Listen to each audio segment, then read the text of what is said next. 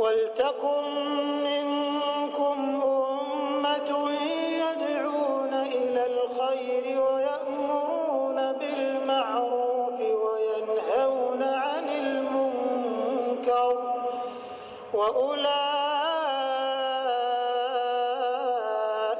هم المفلحون. السلام عليكم ورحمة الله وبركاته. إن الحمد لله نحمده ونستعينه ونستغفره ونعوذ بالله من شرور أنفسنا ومن سيئات أعمالنا. من يهده الله فلا مضل له ومن يضلل فلا هادي له. أشهد أن لا إله إلا الله وحده لا شريك له وأشهد أن محمدا عبده ورسوله لا نبي بعده. اللهم صل وسلم وبارك على نبينا محمد وعلى آله وصحبه وسلم أجمعين. أما بعد. Segala puji serta syukur marilah kita panjatkan kehadirat Allah Subhanahu wa taala. Salawat serta salam mari pula kita sampaikan kepada Nabi Allah Muhammad sallallahu alaihi wasallam, keluarga, para sahabat serta seluruh umatnya hingga akhir zaman.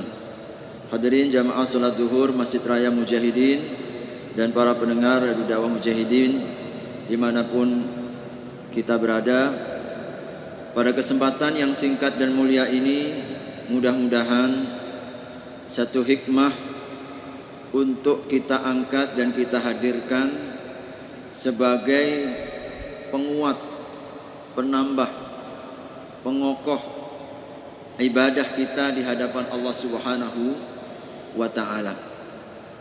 Hadirin, tugas utama kita, tujuan diciptakannya kita, untuk apa kita datang dan hadir dalam kehidupan dunia ini, Allah telah tetapkan dan gariskan, wa ma khalaqtul jinna wal insa illa liya'budun. Aku tidak ciptakan jin dan manusia kecuali agar mereka beribadah kepadaku. Dan ibadah ini sepanjang hayat, tidak kenal waktu, hingga Allah menyampaikan kita semua sampai garis finish akhir yang ditetapkan pada setiap jiwa. Kullu nafsin dha'iqatul maut. Setiap diri dan hamba pasti akan merasakan kematian. Titik akhir itulah tugas kita purna. Tugas kita selesai. Tugas apa? Tugas ibadah. Wa'bud rabbaka hatta ya'tiyakal yaqin. Teruslah kalian jaga ibadahmu hingga hari yang telah yakin ditetapkan itu datang, yaitu kematian. Maka rentangnya panjang. Dari usia baligh kita sampai ajal kita datang, itulah rentang tugas kehidupan yang Allah telah gariskan. Untuk apa isinya? Ayyukum ahsanu amala. Allah Subhanahu wa taala hendak melihat mana-mana di antara kita yang amalnya terbaik. Maka hadirin rahimakumullah, seluruhnya kita dalam ujian Allah Subhanahu wa taala. Senang susah, kaya miskin, pejabat maupun rakyat, sakit maupun sehat, seluruhnya adalah ujian Allah Subhanahu wa taala. Yang perlu kita pastikan apa? Istiqomahnya ini.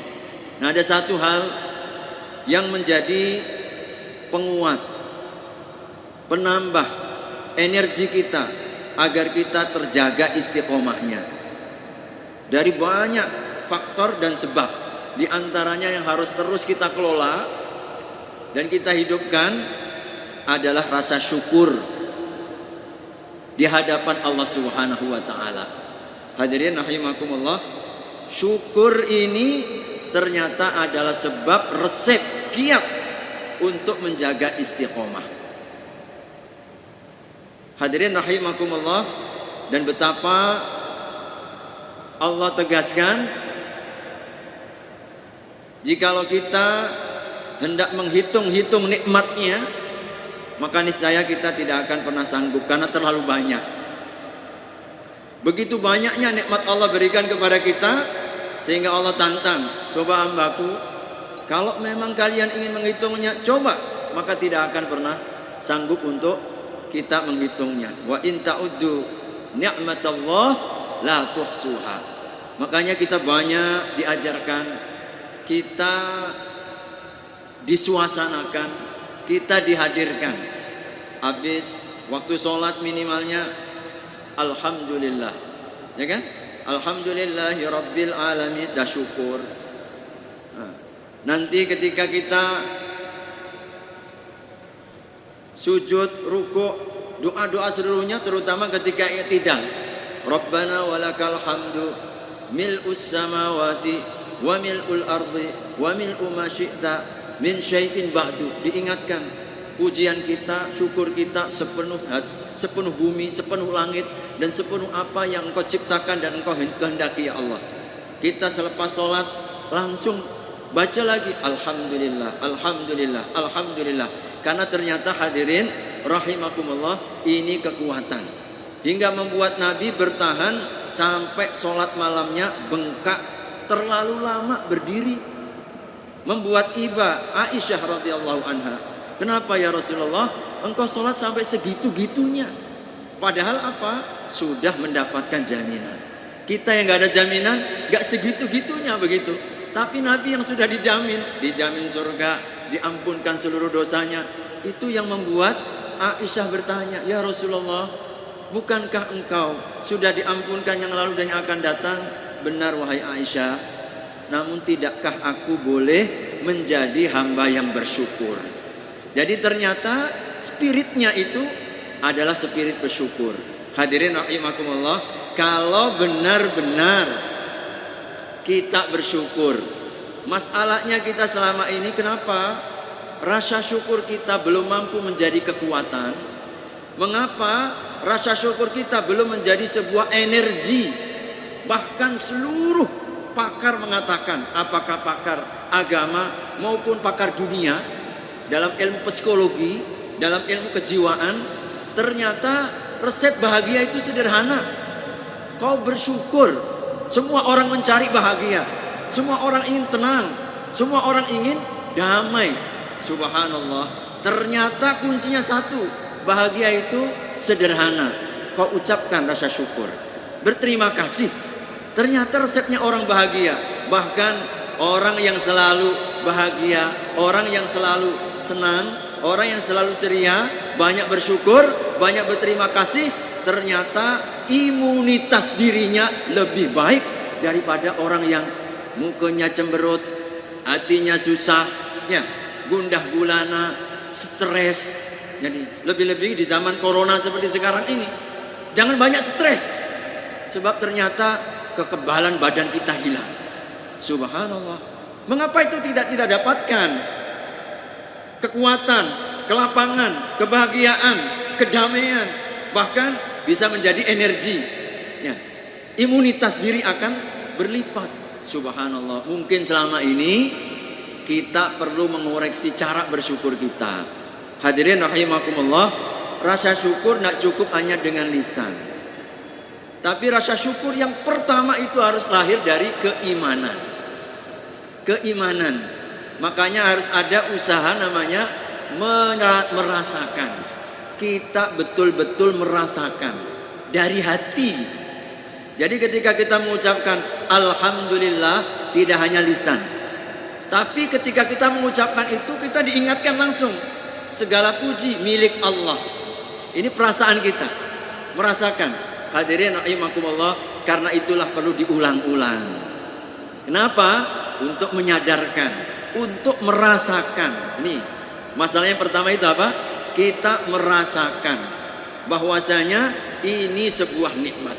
Maka perlu kita ingat-ingat waktu bangun tidur, subhanallah, baru jak bangun langsung disambut alhamdulillah alladzi ahyana ba'dama amatana wa ilaihin nusyur. Segala puji bagimu ya Allah yang telah menghidupkan. Barusan tadi aku mati. Masya Allah. Barusan tadi kita dimatikan oleh Allah. 3-4 jam, 5 jam, 7 jam. Kita barusan saja mati. Banyak orang yang mati, subhanallah, kita belum merasakan, tapi ini hak. Orang mati itu pengen hidup balik. Orang meninggal itu ingin hidup kembali. Laula akhartani ila ajalin qarib. Ya Allah, tangguhkanlah kematianku. Kenapa engkau mau hidup lagi? Kenapa engkau tidak mau mati? Mau kembali merasakan kehidupan? Fa as-saddaqa wa akum minas salihin. Aku ingin bersedekah. Aku ingin memperbaiki diri. Aku ingin beramal soleh. Subhanallah. Ini harapan orang yang mati. Semua pengen balik. Kenapa ingin balik lagi? Ingin amal soleh. Walaupun 1 kali. Masya Allah. Apakah ini tidak layak untuk kita syukuri? Wajar kita diingatkan. Kau lahir kembali nih ya. Aku beri kesempatan kembali nih ya. Aku beri kau balik kehidupan. Banyak orang mati nggak hidup. Sekarang kau hidup kembali, lahir lagi, kesempatan baru, kehidupan baru, peluang baru, kelahiran baru. Subhanallah. Makanya kita ucapkan alhamdulillah. Hadirin, ini baru 1. Belum lagi kita bangun tidur, lalu cuci muka, air. Coba kalau nggak ada air, dari mana kita akan cuci muka kita? Bagaimana kita menghilangkan bau mulut kita, bau badan kita? Air. Tanpa kita 1% pun membuatnya. Allah turunkan, Allah timbulkan dari tanah. Makanya Allah ingatkan di surat Al-Waqi'ah, afara'aitumul ma' alladzi tashrabun. Kau tidak lihatkah air yang turun itu? Siapa yang menurunkan? A antum anzaltumuhu minal muzni am nahnul munzilun? Kaukah yang menurunkan dari langit atau aku? Kita hendak dirasakan.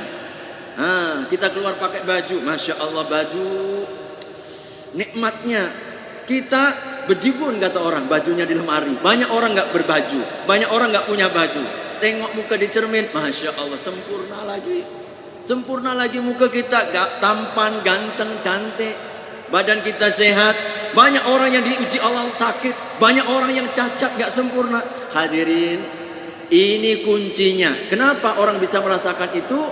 Namanya iman, ihsas. Jadi ada perasaan. Nah, selama ini kita, bacaan kita itu tidak lahir dari hati. Makanya perasaannya nggak ada. Jadi nggak ada perasaannya. Maka hadirin, yang perlu kita fungsikan saat bersyukur, saat kita mengucapkan alhamdulillah itu, hadirkan hati. Oleh karena itu, syukur itu bagian dari iman. Karena iman itu letaknya di hati. Kalau iman selalu ditata, insya Allah ketika mengucapkan hamdalah, betul-betul hadir dari relung hati yang paling dalam. Karenanya kita diingatkan alhamdulillah rabbil alamin, Allah subhanahu wa ta'ala. Kita diingatkan kepada Allah, iyyaka na'budu wa iyyaka nasta'in. Makanya syukur itu bagian dari tauhid. Orang yang bersyukur kepada Allah, maka sempurna tauhidnya. Sebab apa? Orang yang tidak bersyukur, kufur nikmat. Lalu kemudian apa? Mereka yang kadang-kadang malah mencela nikmat, ini termasuk orang yang akidahnya, tauhidnya tidak sempurna. Makanya Nabi dalam satu riwayat pernah menyebutkan, hambaku mencaciku, hambaku mencelaku. Kenapa mencela? Dia mencela waktu, bulan sial, tahun sial nih, hari sial nih, nasib sial nih, orang sial nih, ini kerjaan sial, orang sial. Menyialkan termasuk mencederai tauhid. Karena apa? Syukur ini bagian dari iman. Syukur ini bagian daripada hati. Maka hadirin, mari kita rasakan. Nah ini, bawalah hati setiap kali kita melakukan apapun. Sebab kalau hati ini kita fungsikan, perasaan hadir, maka kita akan mudah untuk menghargai. Ya, hadirin, orang itu kalau merasakan sesuatu nikmat, dia cenderung akan menghargai. Menghargai. Kenapa orang tidak menghargai satu nikmat? Karena dia tidak merasakan itu sebagai sebuah nikmat. Dia tidak sadar. Maka kita disadarkan untuk melihat apa yang ada. Kita dengan yang ada saja belum cukup sempurna untuk mensyukurinya. Nah, naifnya manusia ini suka mencari apa yang tidak ada. Itu yang membuat dia banyak mengeluh. Lalu kemudian apa? Dia prasangka buruk, suudzon kepada Allah Subhanahu wa taala. Mulai tumbuh muncul penyakit hati, iri, tengok saudara temannya, dia bawa mobil baru nih. Dari mana tuh uang asalnya itu? Udah mulai nih. Mulai cari-cari. Nah, tengok saudaranya, kenapa? Hatinya kotor. Itu tadi ya. Dia tidak bisa merasakan. Tapi kalau dia cenderung, dia fokus melihat apa yang Allah berikan, terlalu banyak yang belum kita syukuri. Tidak sempat ngoreksi orang. Tidak sempat dia akan lihat orang. Orang yang cenderung banyak melihat saudaranya, sikit-sikit komen, sikit-sikit buka status. Statusnya padahal apa? Dongkol, marah, jengkel, ya. Tidak suka dengan apa? Nikmat orang lain. Udah hidupnya sengsara itu. Orang yang seperti ini, hadirin rahimakumullah, tersiksa dengan keinginannya sendiri.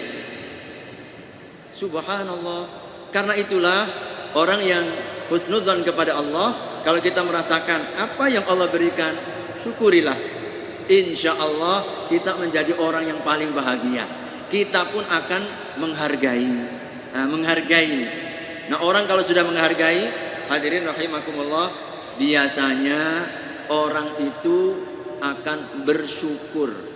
Ya, bersyukur. Kalau sudah merasakan ini adalah satu nikmat, satu yang bernilai, ringan lisan kita untuk mengucapkan alhamdulillah. Ringan. Kita mengucapkan alhamdulillah, kita mengucapkan terima kasih. Nah, dan biasanya juga mudah untuk berterima kasih kepada orang lain. Ini kalau hati sudah merasakan itu ya, nikmat, gampang dia merasakan jazakumullah. Nabi SAW itu kalau beliau dalam muamalahnya, saat berteman, berkawan, bermuamalah dengan sesama, sekecil apapun yang diberikan kepada beliau pelayanan, beliau pasti akan mengatakan jazakumullah. Barang siapa yang berterima kasih kepada sesama dan mengatakan jazakumullah faqad kafa'ta, maka sungguh engkau telah memenuhi syukur. Sebab kita tidak dianggap bersyukur kepada Allah kalau tidak berterima kasih kepada sesama. Cobalah hadirin, ini kita terapkan dalam kehidupan sehari-hari. Gampang, mudah. Kita kepada suami kita, yang ibu-ibu, terima kasih. Kakanda, abang, makasih banyak yang sudah banyak menolong, membantu. Kita pun juga sama. Bapak-bapak, jangan tuntut istri kita untuk banyak berterima kasih kepada kita. Kalau kita pun pelit untuk memberikan, berterima kasih kepada mereka. Kalau hati lapang, mudah untuk tadi merasakan, gampang. Makasih Adinda, makasih masakannya, maknyus, mantap, nyaman, enak, luar biasa. Dia pun semangat. Besok nanti akan ditambah lebih lezat lagi. Kita terima kasih kepada anak kita, terima kasih kepada pembantu kita, terima kasih kepada rekan-rekan kita, kepada sahabat kita, kepada karyawan kita. Hadirin, ini kalau kita biasakan, dampak dari suasana hati yang pandai bersyukur kepada Allah dan merasakan nikmat-nikmatnya itu, hingga kemudian kita tularkan kepada saudara kita. Lihat nanti istri kita, suami kita ketika bermuamalah dengan kita setulus hati, karyawan kita ketika bekerja sama kita sepenuh hati, tidak setengah-setengah, tulus dia. Walaupun kadang mungkin gajinya telat-telat sedikit, tidak apa, dia baik betul itu, pandai berterima kasih. Tapi coba lihat, kalau kita ini mulutnya judesnya, sikit-sikit kita ngeluh, sikit-sikit kita kemudian menghakimi, hati-hati. Mereka pun juga nggak akan tahan lama. Mereka pun nggak sepenuh hati, asal aja dia pura-pura kepada kita. Habis kita pun juga sama. Awalnya apa? Tidak syukur. Makanya orang yang syukur itu, hadirin, hatinya terbuka. Ya, orang syukur itu begini hatinya, terbuka. Hati kalau terbuka, hati yang lapang, ngundang rezeki. Itu ya, prinsipnya begitu. Hati lapang, rezeki datang. Tapi kalau hati sempit, rezeki pun juga sedikit. Itu udah resep. Itu doa kita, Rabbi syrah li sadri wa yassir li amri.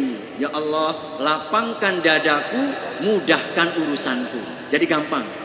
Bagaimana agar urusan kita dimudahkan, rezeki kita lancar, pergaulan kita nggak ada masalah?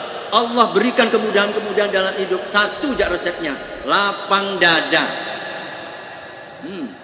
Lapang dada, terbuka hati kita, banyak bersyukur, jangan banyak mengeluh.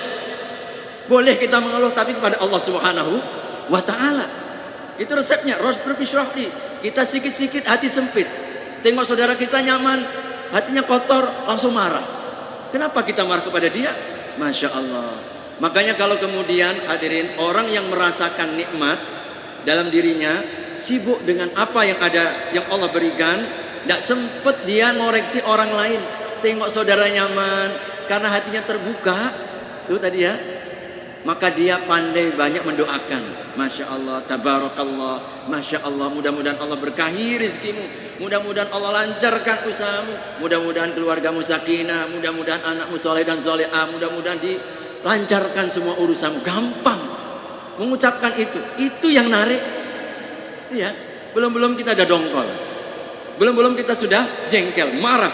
Masya Allah, tersiksa, rezeki menjauh dari kita. Kuncinya satu, tadi syukur kita kepada Allah Subhanahu wa Ta'ala. Maka hadirin, kalau kita tidak banyak bersyukur kepada Allah, kita rasakan, maka insya Allah kita akan mudah untuk mengoptimalkan untuk ibadah. Biasanya orang kalau sudah merasakan ini sebagai sebuah nikmat yang Allah berikan kepada kita, maka kita pun akan ringan untuk memanfaatkan nikmat itu dalam rangka mendekatkan diri kepada yang memberi. Ini peringkat kedudukan syukur tertinggi, menjadikan nikmat untuk mencari redha yang memberi nikmat kepada kita. Itulah yang dilakukan oleh Nabi. Kenapa Nabi sampai menambah sholat malamnya? Bukan sholat wajib, sholat malamnya sampai kaki beliau bengkak. Kenapa? Dalam satu riwayat pernah 1 rakaat 4 juz. 1 rakaat pernah 4 juz. Kita nggak kebayang 1 rakaat 4 juz. Satu surat yang pendek udah ngeluh kita. Nabi kenapa mampu itu? Ternyata beliau menghadirkan kekuatan, namanya syukur kepada Allah Subhanahu wa Ta'ala. Oleh karenanya mari kita selalu ketika kita keluar rumah doakan saudara kita, empati kita kepada saudara kita, sekecil apapun doakan. Ini sebagai bentuk syukur kita kepada apa yang diberikan oleh saudara kita. Kita senantiasa berusaha, kalau syukur ini kita lakukan, nikmat Allah akan tambahkan. Nikmat zahir ditambahkan dengan kenikmatan yang zahir, maupun juga nikmat yang sifatnya batin. Ibadah kita bisa sholat, kita bisa puasa, kita bisa majelis ilmu, kita bisa majelis taklim seperti ini. Seluruhnya adalah nikmat Allah Subhanahu wa Ta'ala. Mudah-mudahan kita tergolong di antara hamba-hamba yang banyak bersyukur. Karena itu doa setiap pagi kita, bagaimana agar Allahumma inni ala dzikrika wa syukrika wa husni ibadatik. Ya Allah, bantu aku untuk banyak bersyukur kepadamu, lalu senantiasa berzikir, lalu memperbaiki amalan kita. Awalnya syukur. Jadi syukur ketika kita hadirkan lisan ringan untuk mengucapkan. Akhirnya apa? Kita selalu menyempurnakan ibadah-ibadah kita. Kita terus meningkatkan. Karena apa? Nikmat yang terus diperbaharui, maka kita pun tersadar betapa kita harus juga mensyukuri. Nah, salah satunya adalah dengan ibadah itu sendiri. Wallahu a'lam bishawab. Mudah-mudahan dan manfaatnya yang memberikan kekuatan kembali agar senantiasa Allah Subhanahu wa Ta'ala karuniakan hati-hati yang senantiasa terasa, tersentuh ya, dengan nikmat, lisan yang selalu berzikir, mengucapkan hamdalah, dan selalu memperbaiki dalam kehidupan kita kesempurnaan ibadah-ibadah kita. Amin ya rabbal alamin. Barakallahu fikum, hadanallahu wa iyyakum. Kita sempurnakan dengan doa kafaratul majlis. Subhanakallahumma wa bihamdika asyhadu an la ilaha illa anta astaghfiruka wa atubu ilaik. Wassalamualaikum warahmatullahi wabarakatuh.